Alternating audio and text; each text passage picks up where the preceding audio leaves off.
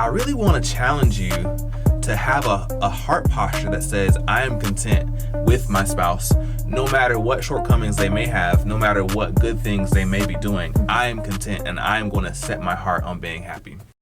What's up, everyone? Welcome to the Marriage Garden. I'm Pastor Mark here with my wife, Pastor Jen. And here's the thing. We really do believe that marriage God's way works.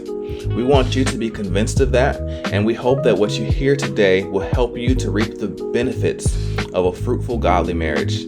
Hey, do me a favor as you finish listening to this. Make sure that you engage with us, whether it's a comment, whether it's a like, whether it's a share.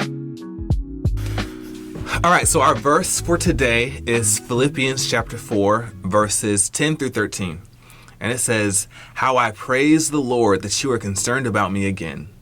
I know you have always been concerned for me, but you didn't have the chance to help me. Not that I was ever in need, because I have learned how to be content with whatever I have. I know how to live on almost nothing or with everything. I have learned the secret of living in every situation, whether it is with a full stomach or empty, with plenty or little, because I can do everything through Christ who gives me strength." So I wanted to talk about this topic of gratitude. It's been something that's been kind of in my mind for a little bit. And I think it's really appropriate to talk about gratitude in November, which is when we celebrate Thanksgiving. Right. It's been very interesting this year, though. I've noticed that, at least in our area, it seems like as soon as Halloween was over, we were all like, we're going straight to Christmas. Right away. Like, straight to Christmas, like next day. And I don't hate it. I'm excited for Christmas. Yeah. I'm excited for Christmas songs and the family and the Christmas traditions and all of that. I have no problem with it whatsoever. But I do think that it's important that we don't go so fast to being consumers and we forget to be grateful. For sure. Right? And I think that can be very easy. How does this relate to marriage? Well, I think that after you've been married for a certain amount of time, it can become easy to approach your marriage or your relationship with your spouse in a consumer mindset, in a sense of, what can this person do for me? How can I benefit from them? And, when I enjoy something, then I enjoy it. That's good. But I'm tending to focus more on what I don't have versus what I do have. Yeah, and I think that the modern American view of marriage is very much about what can I gain out of this marriage, and when I stop gaining from that marriage, then the marriage is no longer useful. Very true. And so I think gratitude brings a very different approach to marriage. Yeah, for sure. So this verse is interesting. Our pastor was talking to us about this verse recently because we always hear the part that's talking about, I can do all things through Christ who strengthens me. And you'll see that on sports jerseys. You'll see that anytime there's a presentation that you have to do, and we have taken that verse out of context to make it to where God is going to strengthen me to do whatever I need to do. So I'm good. Now I have confidence. And that's cool. But this verse, when Paul was writing, he's really getting across this idea. The idea is that whatever stage of life I'm in, if things are going well, if they are not going well, he has postured his heart to be content. Wow. Right? And so today, as I'm talking to you and trying to uplift you in your marriage, I really want to challenge you to have a heart posture that says, I am content with my spouse, no matter what shortcomings they may have, no matter what good things they may be doing. I am content, and I am going to set my heart on being happy. Yeah, and I think the key to being content is being grateful. I think that's the way to get there, no matter if things are good in your marriage right now, if things could be better.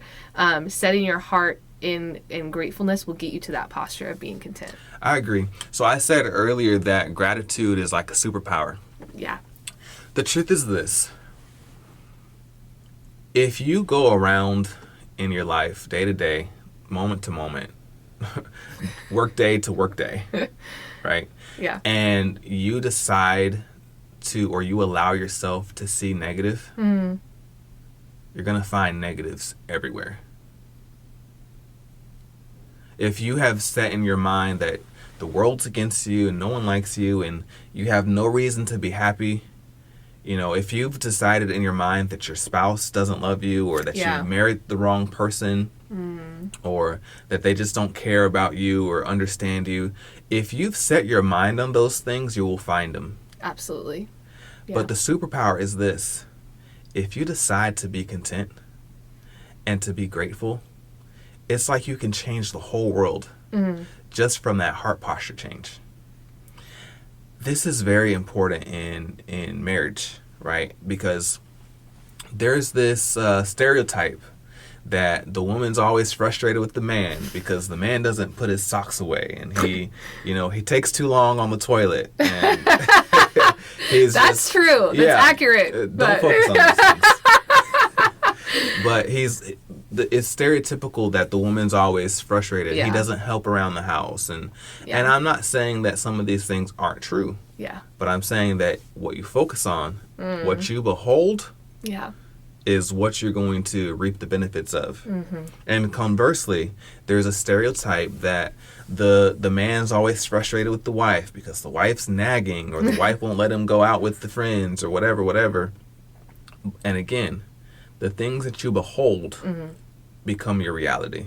Yeah, for sure. I think we need to be really careful with the stereotypes that we're consuming, really careful with what we're beholding, what we're setting our minds on, because just like you said, there's all of this like very negative talk about marriage on social media. You probably couldn't scroll. You don't have to scroll very long to see something that's negative about marriage. Right. Or on the other hand, you may see someone having a really great marriage online and be like, oh man, I wish that we were like them. But behind closed doors, you don't know what's going on in their life. And I saw this post the other day. It was like, you don't have an ugly house. You just spend too much time on social media. Yeah. Like, you don't have a bad marriage. You just spend too much time on social media. Yeah. And you're focused on, you know, what your life could be like. But that's actually not real life. Yeah. It'd be much more productive to be grateful for what you do have and watch that blossom and grow.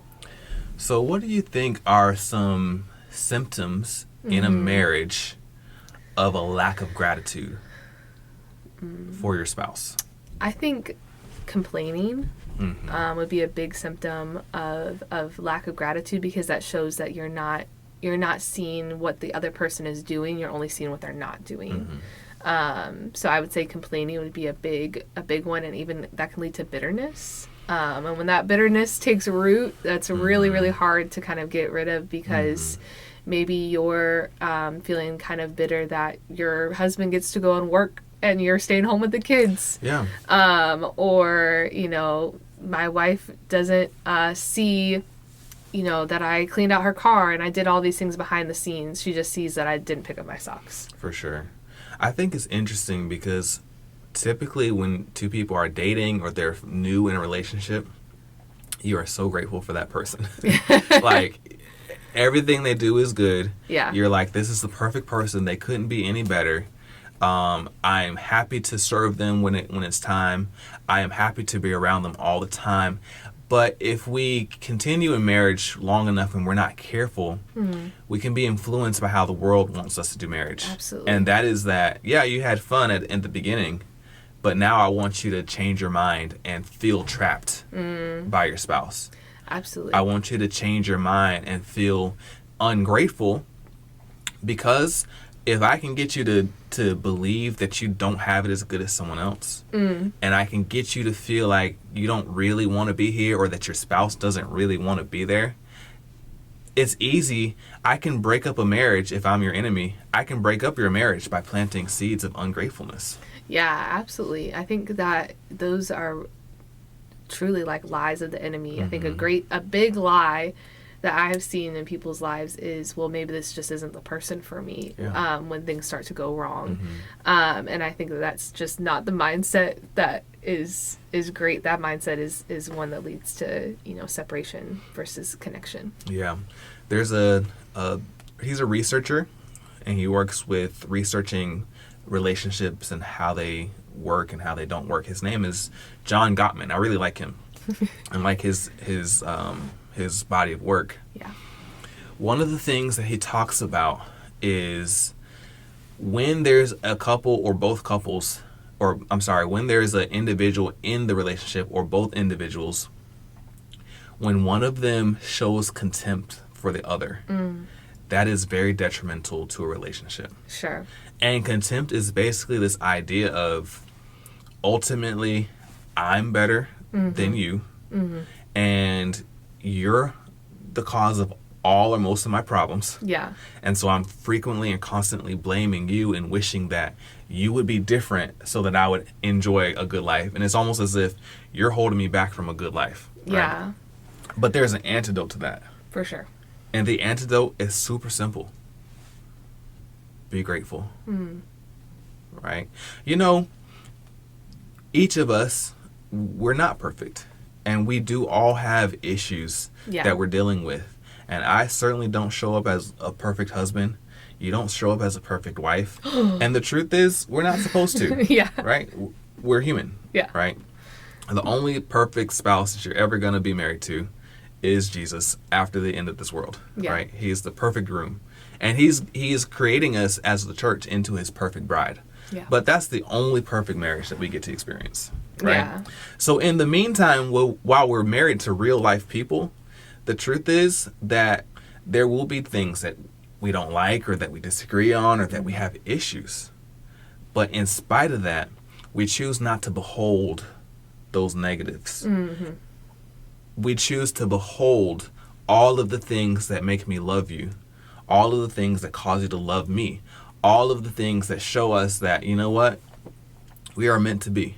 Now, when I'm saying behold the good, I'm not saying that you never deal with the negatives. You need to. Yeah, there has to be accountability. You have to be able to have real conversations with each other, but those things are productive for the marriage. It's not just trying to complain or nitpick at someone. It's to say, I care enough about this marriage to say that this is bothering me right now. Yeah.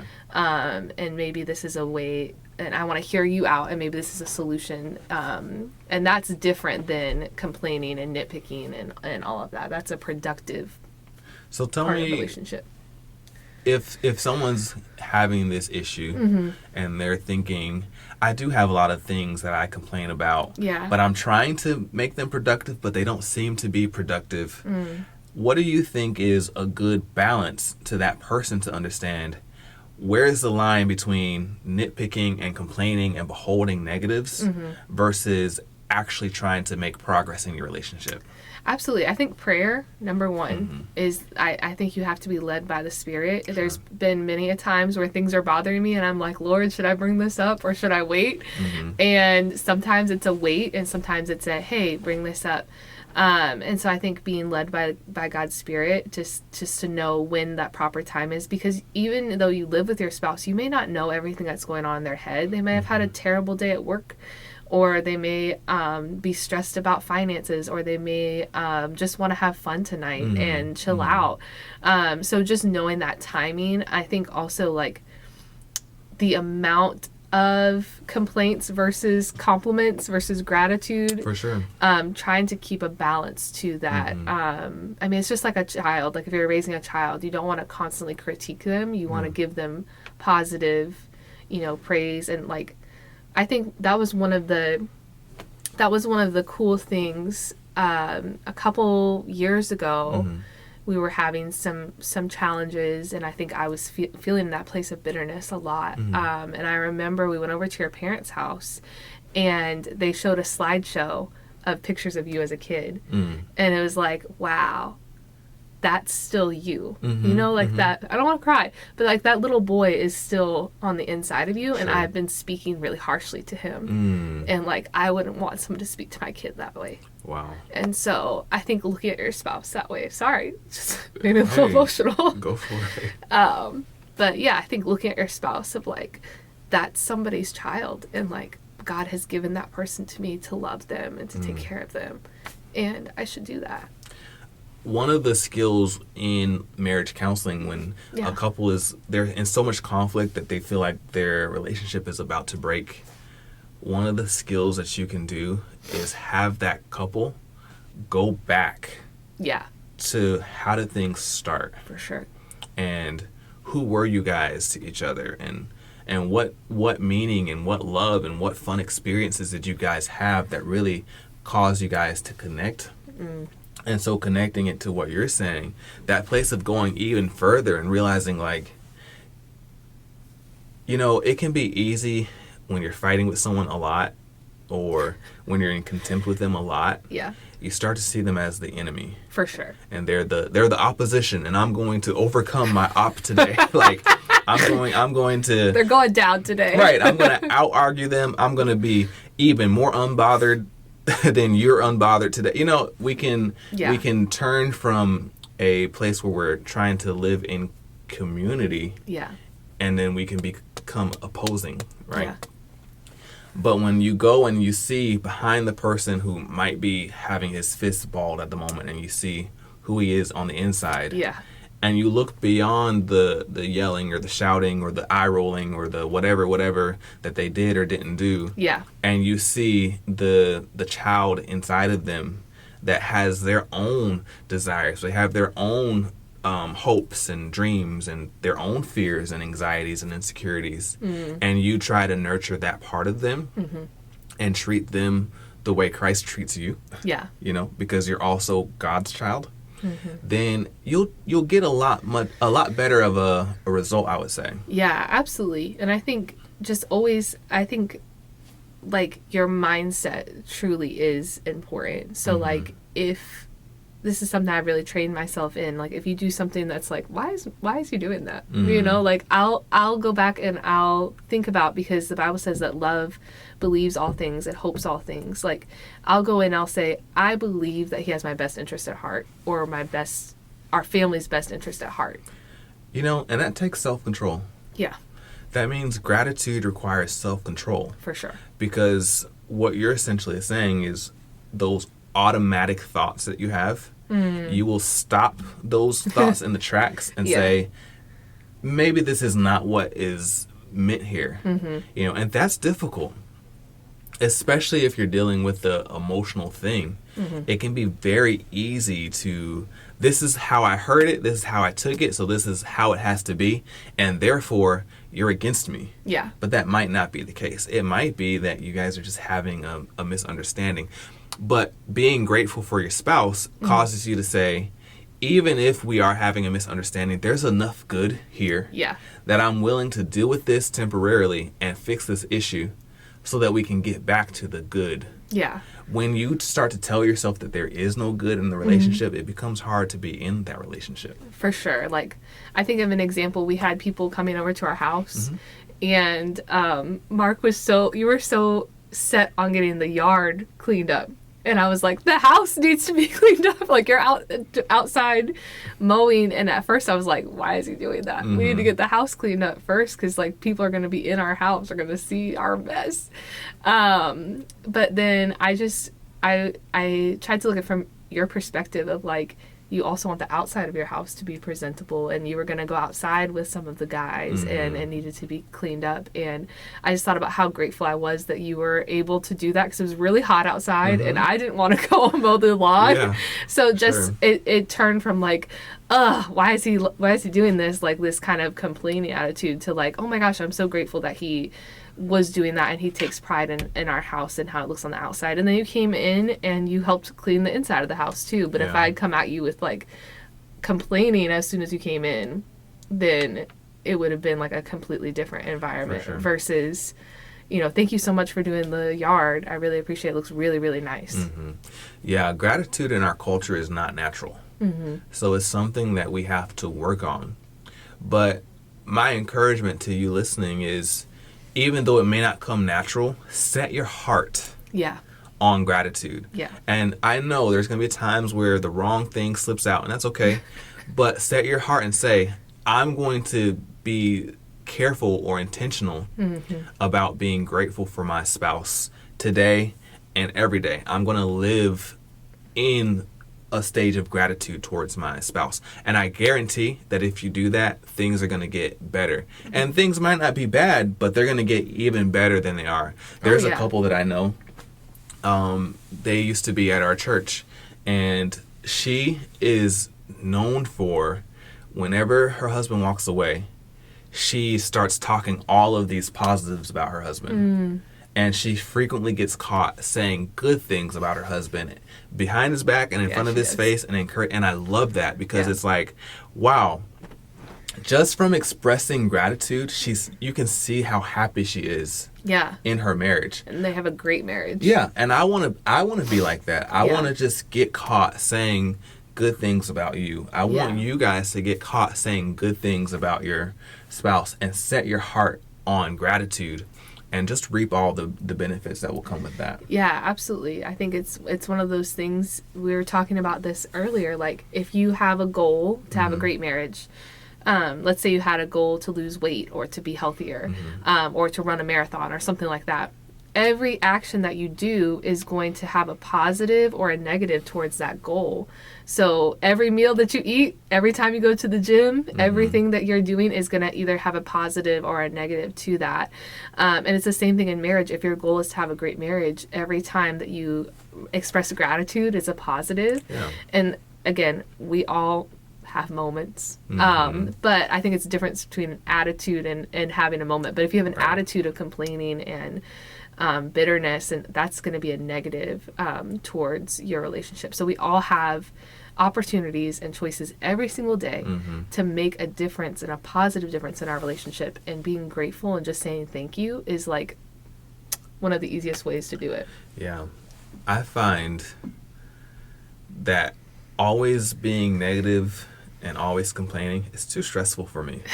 It's a lot. I don't like the way that feels. Yeah. And me being negative doesn't change the reality. Situation makes it worse. It really does. Yeah. So I just rather focus on the good and be grateful, and see that as I'm grateful, it just gets better and better and better. So I think that's why I say it's a superpower. Yeah. Because we can change things just by being grateful for what good we have. Yeah. I have a question. So yes, we've talked about this.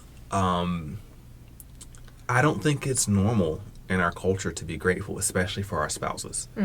And when someone tries to be grateful, people will tend to look at you like, what's wrong with you? Like, you know what I'm saying? Like, are you okay? Yeah, like I expected you. I'm talking bad about my husband. We're all talking bad about our husbands. Yeah. And we invited you into the conversation, and you're like, I don't identify with any of that. What can you do to not be dragged into looking for things to complain about? Yeah. But instead set an example of, I'm going to look for things to be grateful for. Yeah, I think one thing that I've noticed with, and I don't think it's the same with men, I think it is unique to women, is we look for shared experiences to bond over, and we look for like really like dramatic shared experiences sometimes. Like we'll bond over talking about birth, or like things that are really like deep to us. And I think that sometimes complaining can be a shortcut to that bonding experience. And we'll kind of get together and we'll, there's a tendency to complain or to gossip or to kind of bond on those negative experiences. And I think that just being mindful of that, and trying to shift to bonding on positive experiences, because the bond is the emotion behind it. It's not necessarily because it's positive or it's negative, right? So I think that there's ways that you can still bond with other women without having to complain or like bash your spouse. Yeah. So. Yeah, and I think another thing to consider is just because someone does bring up something that's negative that they're asking you to change, it's not necessarily that they're nagging. Yeah. You can be grateful that they're bringing it to you and giving you an opportunity to fix it. Absolutely. So there's lots of different ways that you can kind of change how you look at something, so that it becomes more positive.